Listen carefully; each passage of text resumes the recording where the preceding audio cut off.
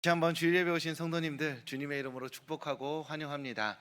이번 주 어떤 일들이 있었는지, 어떤 소식들이 있었는지 아마도 다들 각자의 삶에서 분투하시고 수고하신 줄 압니다. 그런 의미에서 저는 이번 주에 기분 좋은 소식 하나를 듣게 되었습니다. 그게 무엇이냐면 대륜 세탁소 앞에 벚꽃이 피었습니다. 네, 그쪽 그 벚꽃길에서 이제 대륜 세탁소 벚꽃이 가장 먼저 핀다고 하더라고요. 그러면서 이제 봄이 왔구나라는 생각이 들었습니다. 왜 기분이 좋았냐면 겨울이 언제 끝나나 싶었기 때문이죠. 날씨가 추워서 겨울이 아니라 무언가 막연하게 어떤 지점, 어떤 꼭지점이 있어야 봄이라고 상상할 수 있는데 대륜 세탁소 앞에 벚꽃을 보면서 이제 봄으로 넘어가는가 보다라는 마음이 들었습니다. 긴 겨울잠을 깨고 피어낸 꽃을 보면서 동시에 우리의 삶에도 하나님께서 생명의 싹을 틔워 주시기를 소망하는 마음, 또 기도하는 마음도 들었습니다. 그래서 영원할 것 같았던 겨울이 지나고 벚꽃이 피면서 봄날로 이어지듯이 우리의 삶에도 하나님께서 피워내실 그 봄날의 생명을 기대하면서 오늘도 말씀 앞에 서는 우리 모두가 될 수 있기를 주님의 이름으로 축복합니다. 우리는 지난주 어긋난 세상에서 하나님의 은혜를 옷 입었던 노아를 살펴보았습니다. 노아는 은혜 없는 세상 속에서 은혜 안에서 살아가고자 하였고 그렇게 하나님의 은혜의 통로로 선택받은 사람이었습니다. 오늘은 그 반대편에 서 있는 사람의 이야기를 하고자 합니다. 바로 삭개오인데요. 예수님께서 유월절을 앞두고 여리고를 지나가고 계셨습니다. 예수님께서 오신다는 소식은 여리고에는 아주 핫한 뜨거운 소식이었습니다. 왜냐하면 예수님은 이미 유명 인사였기 때문에 명절에 하나님에게 나아오는 사람들 입방아에 오르내리기 좋은 인물이었습니다. 소문도 대단했죠. 죽은 사람도 살렸다더라. 말만 하면 사람들이 몇십 명, 몇백 명, 몇천 명이 모여든다더라.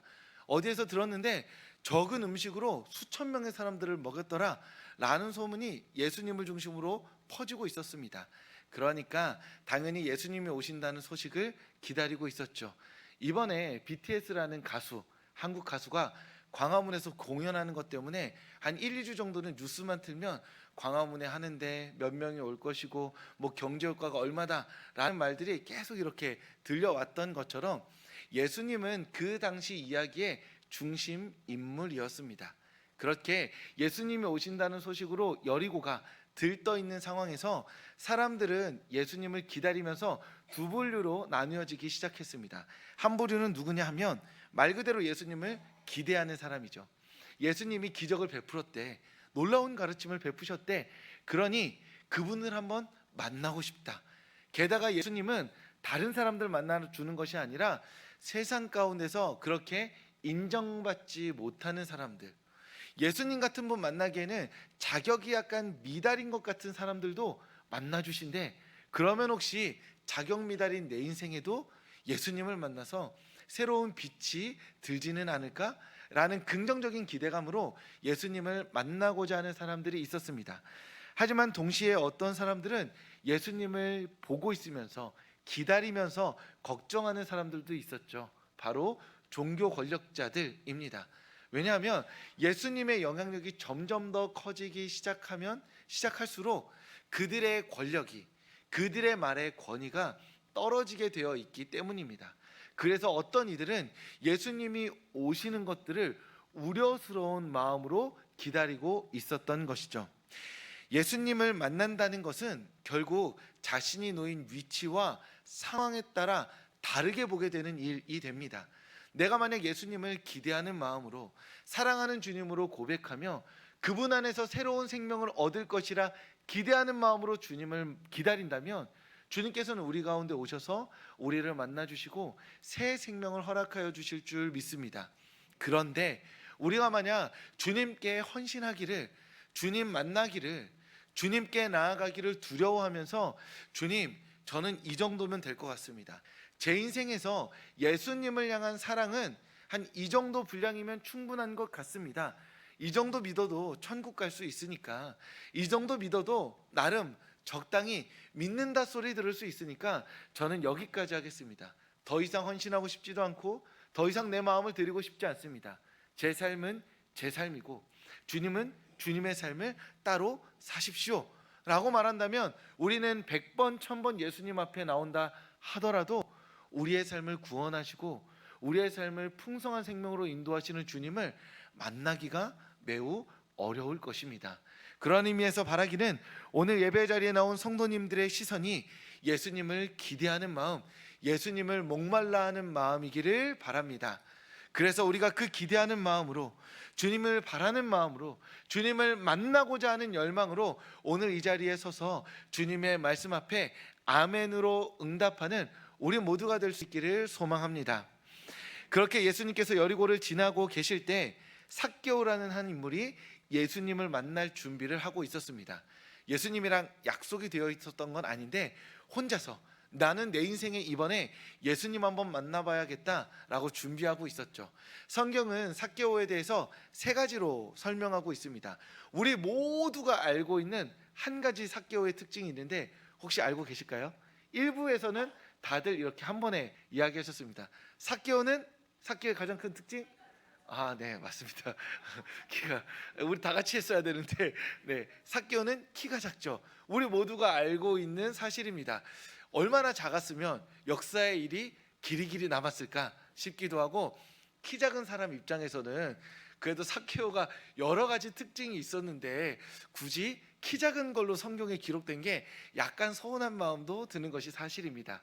아무튼 성경은 삭개오의 특징을 세 개로 말하고 있는데 방금 말씀드린 것처럼 첫째는 키가 작은 것, 둘째는 부자인 것, 셋째는 세리장으로 이야기합니다.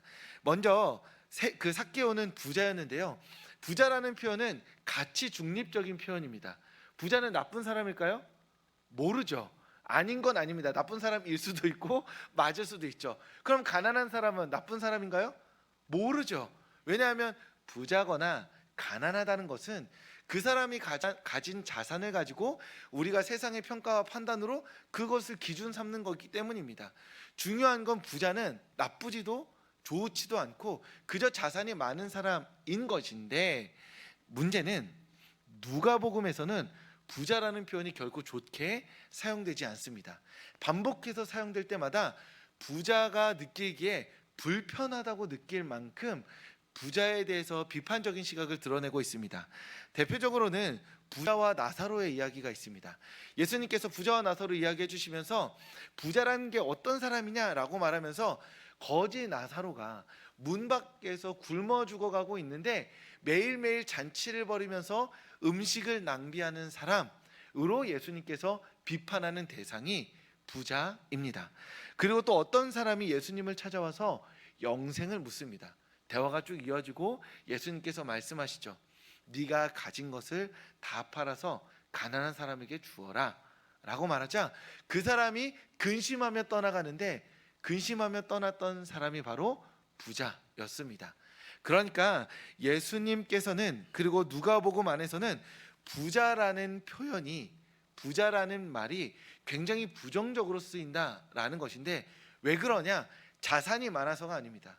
하나님께서 자신에게 주신 것으로 다른 이들에게 흘려보내야 할 것이 한 사람의 그리스도인의 책무인데 부자는 그러지 않고 자신의 욕심과 이기심을 채우는데 삶을 몰두하고 있었기 때문에 예수님은 그 상징으로서 대표로서 부자를 비판하고 계신 겁니다. 저는 제 생각에는 부자까지는 아닙니다. 그런데 제가 이 말씀을 보면서 만약에 제 스스로 제가 가진 것을 다른 이들에게 나누지 않고 오롯이 제 1인분 인생, 자기 욕심과 이기심에 몰두하며 질주하며 살아간다면 저는 오늘 이 말씀에 나오는 누가복음에 나오는 부자와 같은 사람인 것이죠. 그런 의미에서 우리가 주님 다행입니다. 저는 이 정도면 부자가 아닌 것 같습니다 하고 안심할 때가 아니라 나는 그럼 내 인생을 향하여 살고 있는가? 주님께서 돌보고 위로하라고 말씀하신 서로를 바라보며 살고 있는가? 그것을 돌아보며 내가 부자인지 아닌지 하나님 앞에서 떳떳하게 설 수 있는지 아닌지를 점검해 보아야 한다라는 것이죠. 그런 의미에서 삭개오는 부자였습니다. 주님의 비판을 받기 마땅한 자신의 욕심과 이기심에 몰두하고 있는 인물이었죠. 왜냐하면 두 번째, 그 삭개오에 대한 설명으로 그의 직업이 세리장이었기 때문입니다. 세리가 당시 하는 일이 무엇이었냐면, 로마가 이스라엘을 점령하고 있으니까 특정 지역에, 그 지역의 세금을 관할하는 그 관할권을 따냅니다. 그 따낸 것을 가지고 세금을 징수해서 로마에게 일정 금액을 보내는 일을 하는 것이 세리의 주된 업무였습니다. 그러니 경쟁이 심하죠. 이 경쟁을 이기기 위해서는 돈을 조금 많이 써야 합니다. 그러다 보니 세리가 되고 나서는 자신이 부과할 세금보다 더 많이 징수해서 자신이 세리로 오기까지 투자한 돈을 회수하고자 하는 욕망이 강하게 있었던 겁니다. 그런데다가 삭개오는 세리 중에서도 장이었습니다. 여러분, 장이 되려면 나쁜 사람들 중에 더 착해야 될까요? 더 조금은 나빠야 될까요? 네. 예. 우리 공무원으로서의 장 이런 거 말고요. 요 나쁜 사람으로 한정했을 때는 장이라는 것은 조금 더 나쁜 경우에 한 단계 올라갈 가능성이 높습니다. 우리가 생각하는 조폭들 중에서 대장은 가장 나쁜 경우가 많잖아요. 그런 것처럼 세리들 중에서도 장이 되려면 그 중에서도 가장 치열하게 자기 욕심과 이기심을 위해 질주하는 사람이었어야 하는 것이죠. 그런 의미에서 삭개오는 나쁜 사람이라고 불러도 무방한 인물이었습니다. 그런데 그런 사람이 예수님을 기다렸습니다. 왜 기다렸을까요? 왜 예수님을 보고 싶었을까요? 성경에는 구체적인 이유는 나오지 않습니다. 그러니까 삭개오가 어느 날 갑자기 은혜 받아가지고 내 삶을 바꾸고 싶어 이랬다거나 여러 가지 자세한 설명은 나오지 않습니다. 다만 한 가지 확실할 수 있는 건, 그가 어떤 악한 사람이든, 그가 어떤 나쁜 사람이든, 그가 이전까지의 삶에 얼마나 많은 죄를 쌓아왔든 모든 사람의 마음에는 하나님을 알고 싶은 마음이 있습니다. 예수님을 사랑하고자 하는 마음이 있습니다. 주님 보고 그 영혼과 잇닿고 싶은 마음이 우리 모두의 마음에 있는 것이죠. 삭개오는 온통 일평생 자신의 욕심과 이기심을 향해 질주해 오던 사람이었지만, 어느 날 예수님의 이야기를 듣고 그분이라면 혹시 망가지고 어긋난 내 인생의 방향을 바꿔주실 수 있지는 않을까라는 작은 기대감으로 예수님을 기다리고 있었던 것입니다. 아직까지 자신의 삶을 모두 청산하고 모든 것을 뒤로하고 예수님을 만나겠다 헌신하고 뛰어든 게 아니라, 자신의 삶은 유지되고 있지만 이 유지되는 삶에 무언가 잘못됐고 이상하고 이렇게 살아가는 것이 맞는가 질문하기 시작했고, 그 질문의 답으로 예수님을 찾기 시작했던 것입니다. 그렇게 부자이면서 세리장이었던 삭개오는 바로 예수님을 여리고에서 기다리고 있었습니다. 마지막으로 세 번째 삭개오의 특징으로 키가 작다는 것이 있습니다. 이 작은 키가 예수님을 만나는데 결정적인 방해물이 됩니다. 왜냐하면 세리는, 그리고 세리장으로서는 그 주변 이스라엘 사람들에게 굉장히 미움받는 직업이었습니다. 성도님들께서도 아시겠지만 매달 내가 쓴 카드값을 알려주는 카드 고지서가 내가 써서 나에게 친절하게 알려줌에도 불구하고 그 친절함을 만날 때마다 썩 기분 좋지 않은 것이 우리의 마음인 것과 동일하다. 세금 내라고, 게다가 자기 마음대로 세금을 늘렸다 줄였다 하는 세리를 곱게 볼 사람은 아무도 없는 것이죠.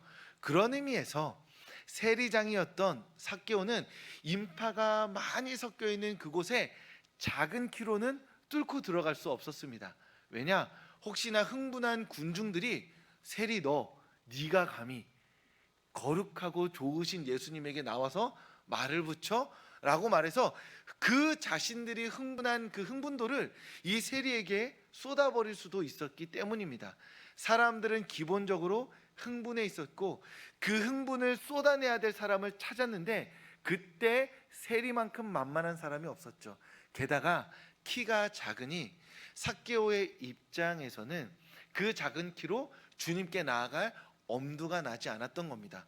혹시 한 2m쯤 되고 몸무게가 한 150kg쯤 돼서 근육량이 엄청나서 그냥 앞에 있는 사람 모두 밀어버리고 예수님 접니다 하면서 손을 딱 내밀 수 있었다면 아마 삭개오는 나무 위로 올라가진 않았을 겁니다.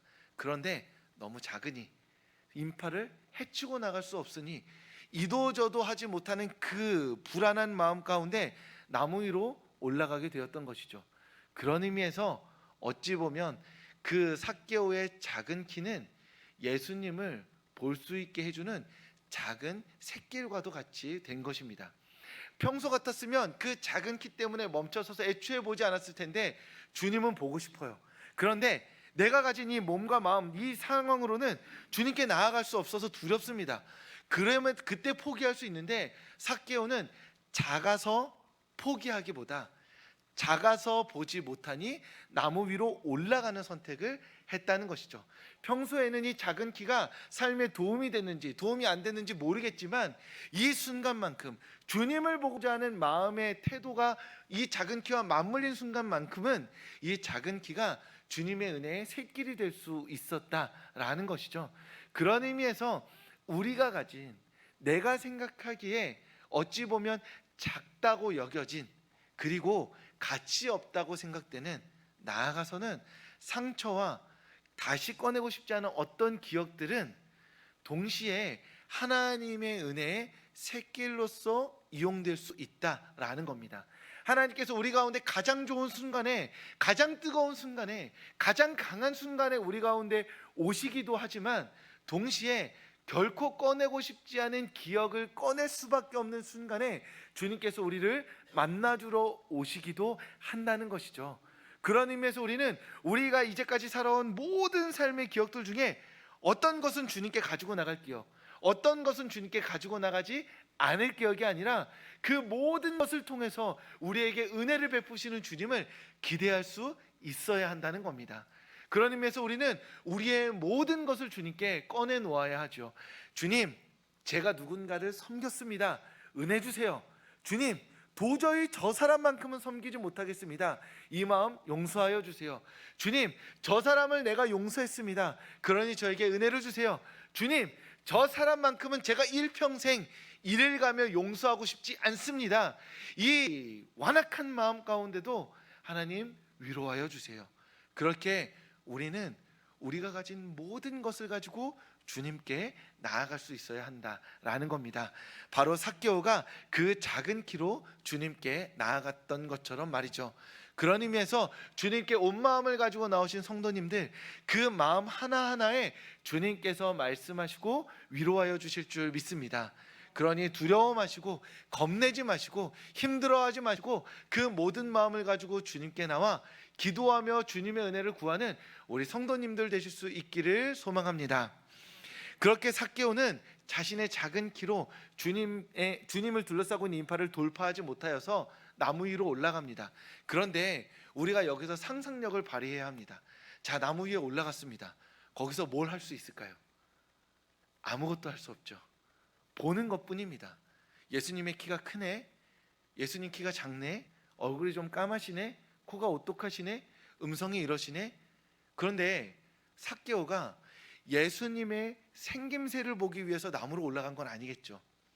자신의 망가진 삶에서 예수님을 만나서 그 만난 예수님과 함께 어떤 화학작용이 일어나기를 바랐기 때문에 나무 위로 올라갔던 겁니다. 그렇게라도 하고 싶어서 어떻게든 만나고 싶은데 뚫지는 못하니 나무 위로 올라간 건데, 사실은 나무 위에서는 주님을 만날 수가 없습니다.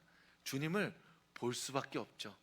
그런 의미에서 삭개오가 자신의 모든 인생을 걸고 그 인파를 향하여서 달려나갔어야만 합니다.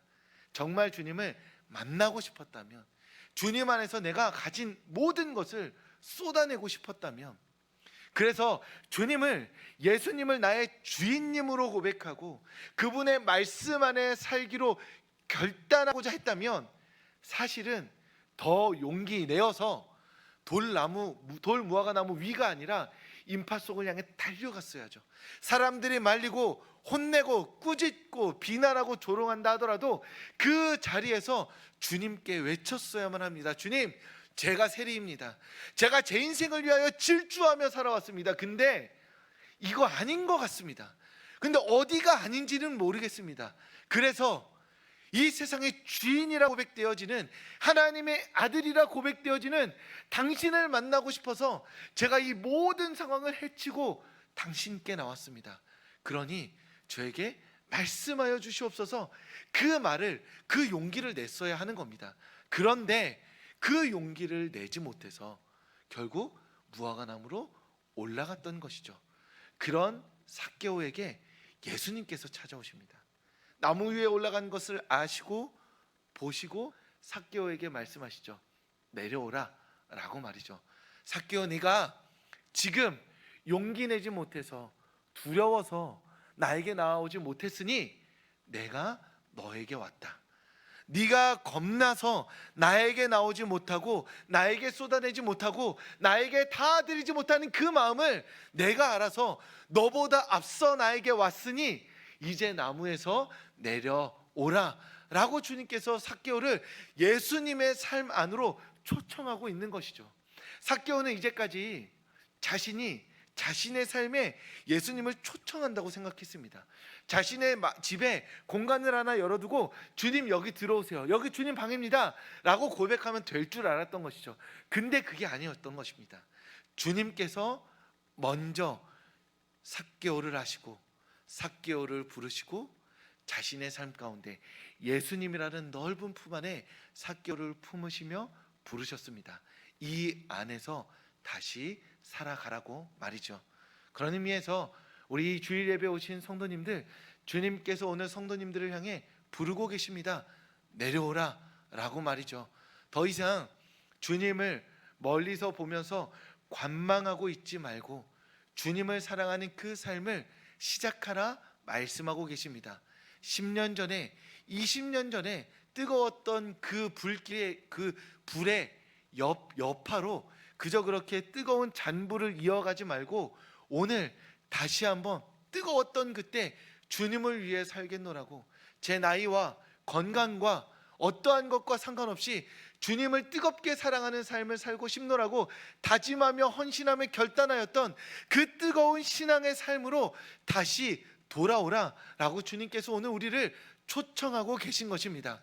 그렇게 우리는 주님의 말씀에 응답해야 할 그 부름 앞에 선 사람들입니다. 우리는 이제까지 주님 보고 싶지만 어디까지 주님을 사랑해야 되는지, 어떻게 주님께 내 삶을 드려야 되는지 알지 못하여서 머뭇머뭇거리며 그 나무 위에 올라가서 혹여나 주님이 날 보시지 않을까 기다리고 있는 사람들이었던 것이죠. 이제 주님께서 내려오라 말씀하시니 주님께 나아가면 됩니다. 말씀의 자리에, 기도의 자리에, 예배의 자리에, 사랑의 자리에, 용서의 자리에, 용납의 자리에 그렇게 우리가 먼저 한 걸음 발뻗고 나아가서 주님께 미뤄두었던 순종의 헌신을 드릴 때, 그때 우리는 주님의 품 안에서 다시 한번 불붙는 사랑으로 주님과 뜨거운 교제를 시작하게 될 줄 믿습니다. 그러니 오늘 주일 예배 나오신 성도님들, 주님의 부름에 진지하게 머무시기를 소망합니다. 내려오라, 이제 나에게 오라 라고 말씀하시는 그 주님의 말씀 앞에서, 주님, 제가 다시 주님을 사랑하고 싶습니다.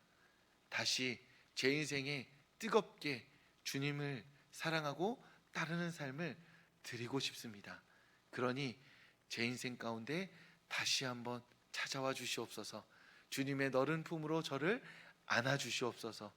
주님을 향한 뜨거운 사랑이 제 인생 가운데 시작되게 하여 주시옵소서. 그렇게 간구하며 기도하며 주님께로 내려가는 우리 서울교회 성도님들 되시길 주님의 이름으로 축복합니다.